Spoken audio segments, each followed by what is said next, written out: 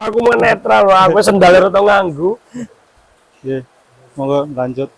Ya jadi intinya kita itu mau jadi peternak hobi apa peternak musiman? Karena kita peternak hobi kita nggak mikir kapan sapi. Yang tahunya kita tuh kita beli.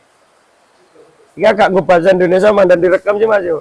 Kita beli, kita bawa ke kandang, kita rawat, kita kasih makan. Entah itu kapan dijual, entah itu kapan dipasarkan kita nggak ngerti. Karena kita seneng. Tapi nek kita peternak musiman, ya kita harus tahu target kita ini Idul Fitri apa Idul Adha. Kalau kita mau target Idul Fitri, Idul Adha, ada lagi caranya. Nah Idul Fitri, karena dia belinya daging, apa? Yang kita jual itu pasti daging Mas, nggak mungkin ekoran. Maksudnya ini loh. Yang beli pasti pejagal. Nek umpamanya Idul Fitri yang kita punya cuma 300 kilo, pejagal nggak mau tuh Mas. Minimal pasti di atas 500. Nah 4 bulan sebelumnya atau 3 bulan sebelumnya itu ya kita harus sudah beli yang di atas 500 kilo di saat ngincer nih keliling kan nang pasar kilo harga sekilo mainnya kiloan Pak aja ekoran. Nek Arab targetnya Idul Fitri mandan caranya itu ini sapi prospek bisa gemuk beli kiloan jangan ekoran atau jangan jogrokan, kecuali kita bisa feeling, bisa ukur-ukur, ki sapi gur bobot 400, ki sapi gur bobot kan banyak di pasar singkiluan Pak Banjar atau mana kan bisa itu kan, atau beli sapi nangkene aku kan duit timbangan, mampir ke nangkene dhisik atau tumpang ke nangkene kiloannya sepira, silakan Mas, kita bisa kerjasama. Jika tuku mari ngendi kan, mampir ke nang kandang ya Bang. Enggonku kan ada timbangan ke Mas, timbangan masuk trip, timbangan nggak apa-apa nggak bayar Mas, yakin. Ayo kita saling sinkron, saling brayan lah paribasan ini untuk nerak sapi. Kalau sapi mau untuk Idul Fitri 500 kg minimal, target kita 4 bulan peliharaan harus naik minimal 100 kilo. Belinya sekitar apa targetnya 3 bulan atau 4 bulan Pak. Belinya di harga, umpamanya di harga 45.000, begitu Idul Fitri jadi 50.000, ya kan? Ada kenaikan 100 kg, berarti kalau dihitung-hitung dari harga aja kita udah punya untung 5.000. Kalikan bobot sapi saat ini dari 500 ke 600, ya kan? 5.000 berarti kali 600, udah bisa mengganti pakan, ya kan? Keuntungan satu bisa ganti makan, tapi kita pelihara yang benar Pak. Nah 600 berarti kan dari 500 ke 600 kita punya keuntungan bobot naik badan itu 100 dalam waktu 3 atau 4 bulan, ya kan? 100 dikalikan harga saat itu kita penjualan 50.000, wes jelas 5 juta, ini kan kali-kali cilik ya Pak. Nek secara manajemen, jadi kita harus tahu. Jadi kok minggu sapi sekang saya kira ngono Idul Adha. Ya, kesel. Rugi waktu ya Mas. Rugi waktu, rugi pakan, rugi operasional. Arab Idul Adha. Kita lihat pasar. Pasarnya bapak-bapak ya apa mas-masnya mau kemana ini? Mau high class apa ekonomi? Nek mainnya high class, ya tuku sing kendel sisan ya kan? Seton, rong ton, punya pasaran di Jakarta, punya pasaran di pejabat-pejabat, punya pasaran di artis-artis, atau punya pasaran orang-orang yang mampu untuk beli sapi di atas 1 ton. Karena modalnya juga harus kuat, jualnya juga untungnya lebih banyak. Tapi kalau kita mindsetnya hanya untuk ekonomis, beli 6 bulan sebelumnya. 6 bulan sebelumnya. Kenapa saya bilang 6 bulan sebelumnya? Biar kita dapat harga ekonomis 12 juta, 13 juta, 12 juta setengah apa 13 juta setengah sing sapi-sapi pegon standar ya Pak. Ya kamu nggak usah mikirin kapan kamu jual. Kalau kamu mau jadi peternak musiman, kamu harus tahu waktu-waktu yang tepat di mana kamu beli dan kapan kamu jualnya. Jadi bukan kita ngurusi dari bulan 1 lebaran bulan 12 setahun habis mas, operasional itu habis, capek kita. Nah tapi nek hobi, ya kan, beli sapi masuk kandang diurusi diwemangan, anggar balin deleng, sapi nemangan kira-kira seneng, wi hobi.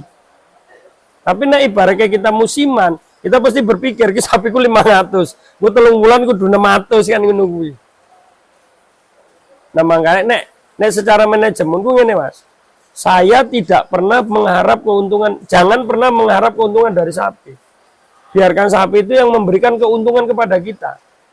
Jadi tetap dirawat, diwemangkan semaksimal mungkin, aja berlebihan supaya sapi itu berkembang dengan baik, tumbuh dengan baik dan memberikan hasil yang baik. Nah kita berharap keuntungan dari seekor sapi mas, kadang-kadang kita ambisi. Oh sapi peko diwemangan 2 ember entek, tapi bobotnya standar. Sapi putih mangannya akeh 2 ember, tapi nggak bisa kayak lemosin apa semental yang bobot 1 hari bisa 2-3 kilo. Nggak bisa mas. Kaki 1 juta 2 juta, ora lah. Saya seneng. Ini peternak pak. Saya seneng walaupun jelas bati. Tapi kalau pedagang nembet tuku, anda bati 200.000 paen, ticul ya pak. Bati ucul kan gitu kan.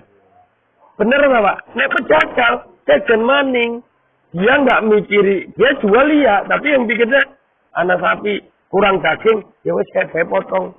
Kayak potong kurang daging, potong, dia nggak mikir. Karena di pikiran dia butuh daging, dijual, jadi untung. Nek peternak, dia butuh sapi, ada yang butuh ya dijual, apa mereka nguai bati. Kadang-kadang dia jual rugi, karena apa? Saat itu dia harus punya setoran bank. Loh, pedagang nih pak. Tapi nek kaya peternak, kenapa mau ngomong kata orang dulu itu peternak tidak akan pernah rugi. Jelas. Karena kita merawat. Contohnya gini. Saya beli sapi 1 ekor 25 juta. Ngapunten ya Pak, ini sharing ya Pak. Ya. Aja ngomong aku aja mboten Pak, kula ya wong budaya. Cuman pengalaman-pengalaman sing kula kan prakteknya nganti tongan ratusan juta pun. Kita beli sapi 25 juta. Delala dalam perjalanan sapi sakit. Ya kan? Dijual cuman 10 juta. 15 juta lah. Ojo akeh-akeh rugine mau mikire kederon. Beli 25 juta, sapi lara, dipotong, disembelih, akhirnya cuma 15 juta. Menurut kita kan benar rugi orang. Rugi 10 juta. Tapi nek 15 juta ini kita pertahankan untuk tuku sapi maning. Dirawat maning ya memang kesel. Ngaritna, ngurusi, buangi telepon. Tuku dari 25 juta dijual cuma 15 juta, ruginya 10 juta. Tapi dengan uang 15 juta tadi kita beli sapi lagi, jenenge kita peternak kan diurusi Pak. Selama 6 bulan payu 30 juta. Kerugian kuwi mau ketutup ora? Ketutup. Ada mikir untung nek umpamane peternak sing penting ora rugi. Nah, jualah 30 juta, tukoke maning sing 15-an. Untuk loro, diurusi maning, untuk pahat-pahat. Itulah peternak. Tapi yo kudu sabar. Makanya seorang pedagang karo seorang peternak sapine 20. Ya kan? Pedagang patone apa sapine paling loro. Hati ucul. Dek peternak kadang-kadang apa jenenge Mas? Sayang lah, apa jenenge ya? Sayang lah jarane Radito sayang apa meneh sikilane lurus, ya kan? Petakilan. Wah, Andre wira-wiri nang kandang. Aja sendiri lah kan kayak gue jarane. Ini jenenge karakter peternak. Tapi nek karakter pedagang atau peternak musiman, pedagang wis jelas dadi ucul. Pedagang kurang daging jol, tapi nek peternak ora. Makanya secara kita supaya tidak terlalu rugi, kita harus punya konsep atau prinsip itu. Aku ini sajane arahku arah nandi ngurusi sapi. Arahku arah nandi ngurusi sapi. Arah takdol mau saya jual di Idul Fitri atau saya jual mau Idul Adha, atau saya hanya cukup beternak. Nah, beda maning nek breeding. Mungkin bapak-bapak akhirnya breeding ini.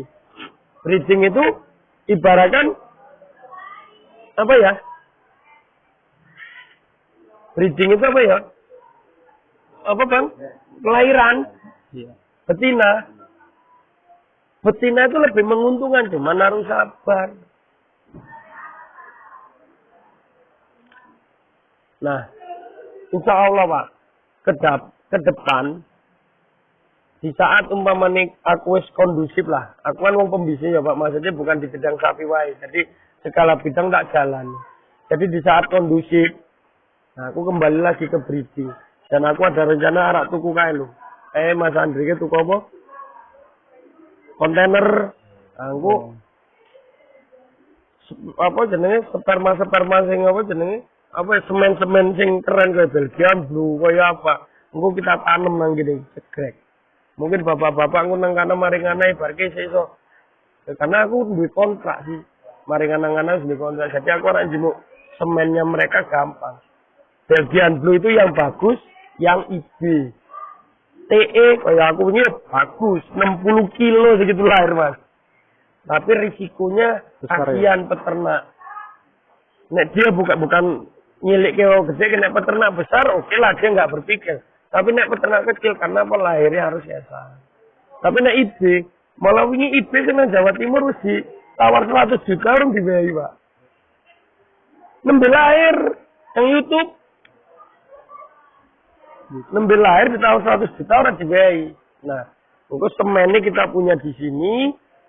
Insya Allah nanti Andre atau siapa yang ibaratkan bisa mensuplai itu ke kanca-kanca yang nang Cilacap, nang Cipari, nang Macenan dan lain-lain. Aku nggak pelit kayak gue Pak. Selama bisa berfungsi, silakan bermain itu untuk kesejahteraan sih. Karena bagiku kayak Pak, bagiku urip kayak siki sih Pak. Wong aku dulu itu saya juga ngalami pahit hidup itu tanpa orang tua, hidup gelandangan dan macam-macam. Duit 5.000 karo bojo gue bagi luru, arak mangane kangelan, arak utang batir ya mau utang temennya nggak dikasih kan, isin. Makanya saat ini di saat saya dikasih amanah sama Tuhan seperti ini, saya punya hidup hanya seperti ini. Hiduplah untuk kehidupan dalam kurung bermanfaat. Jangan hidup hanya menunggu kematian dalam kurung tidak berguna. Kan gitu.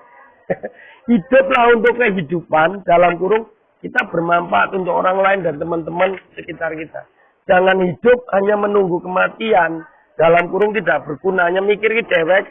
Bahaya orang tadi nih Pak.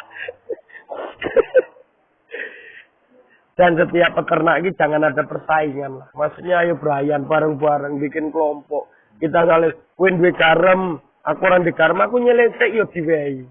Win dedek. Ya tapi yo terus nyelip bae yo mikir melagi batir juga kan kayak gue. Iya. Kadang-kadang kan kayak gue, makanya kan yang video gue kan gue. Urip sing kepenak kan telung hal kuwi filosofine wong Jawa kuwi kan wis pernah bola-bali tak omong kuwi. Sirno dalane pati, nur sifat luber tompo kebo kan. Sirno kuwi hilangkan apa yang harus kamu hilangkan. Supaya jalan matimu dan jalan hidupmu itu kepenak. Ya penyakit hati nih Pak. Dalam kurung supaya enak tuh. Nuloti matinya dalam keadaan pengampunan. Penyakit hati. Nur sifat. Nur wit cahaya. Sifat karakter. Jadi manusia harus punya sifat cahaya. Karakter cahaya. Walaupun wajahnya panas. Wawaknya orang enak. Tapi tetap berusaha menerangi kegelapan di sekelilingnya. Dalam kurung khairunasan fa'umlina. Sebagai manusia bermanfaat untuk manusia lainnya. Luber tompo kebek. Dan uripmu berlebih-lebih, hartamu sugih, mobilmu akeh, tanahmu omber.